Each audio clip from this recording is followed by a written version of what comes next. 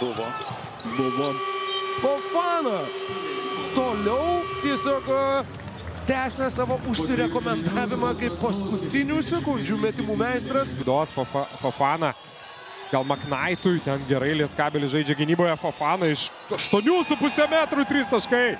Selimas Fofana. Tada Šiauliai 4 sekundės. Selimas Fofana. Ieško metimo iš vidutinio nuotolio, taiklus, o atakos pabaigos sirena.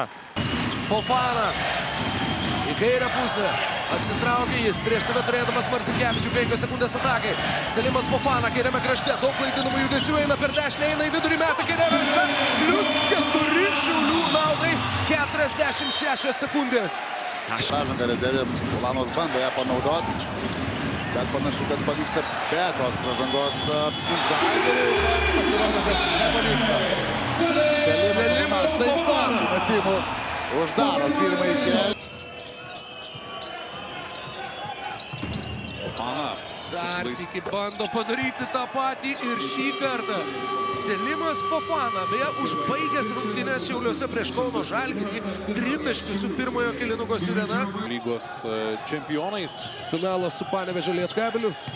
Buvo. Fofana toliau tiesiog Kažkiek sudvejoja.